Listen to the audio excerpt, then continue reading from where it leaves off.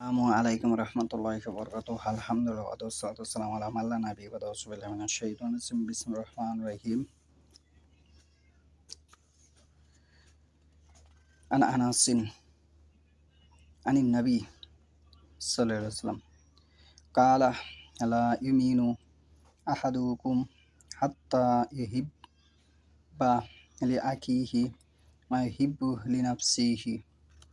আজকের বক্তব্যের বিষয় হলো নিজের জন্য যা পছন্দ করা হয় সেটা ভাইয়ের জন্য পছন্দ করা ঈমানের অংশ। যে হাদিসটা তওরাত পুস্তকের প্রথম খণ্ড পর্ব ২ অধ্যায় ৭।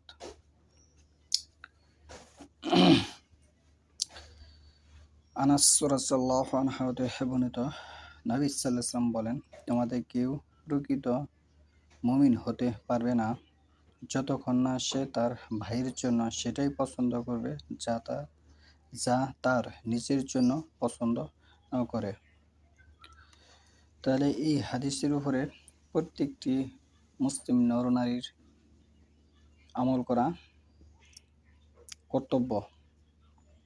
এই হাদিসকে মূল্যায়ন করা, গ্রহণ করা। এই হাদিসকে যদি আমরা মেনে নিই তাহলে সমাজে দ্বিধাদ্বন্দ্ব থাকবে না এবং ইসলামের মধ্যে যে দলাদলি সেটা থাকবে না এবং যে সম্পদ নিয়ে যে বিরোধ সেটা থাকবে না।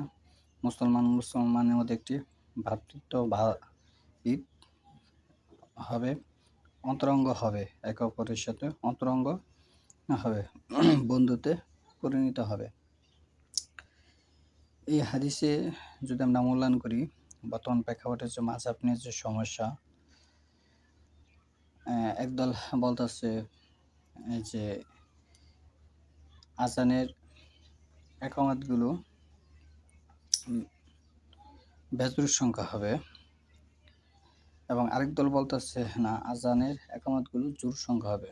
একদল বলতেছে যে জুম্মার দিনে 3টি খুতবা চালু আছে, আরেক দল বলতেছে যে না, 2টি খুতবা বিদ্যমান। 2টি খুতবা যে ব্যক্তি বলতেছে সেই সঠিক কথা বলতেছে, সেই মুসলিমের 1405 নম্বর হাদিস, ওটি সঠিক হাদিস।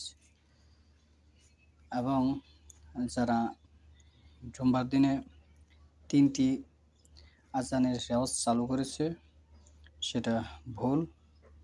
2টি হয়েছে সহিহ হাদিস দ্বারা সাব্যস্ত। ঠিক অন্যভাবে এরকম হাদিস যাচাই বাছাই করে হাদিসের উপর আমল করতে হবে, তাহলে আমরা আল্লাহ রাসূল সাল্লাল্লাহু আলাইহি ওয়াসাল্লামের উম্মত হতে পারবো।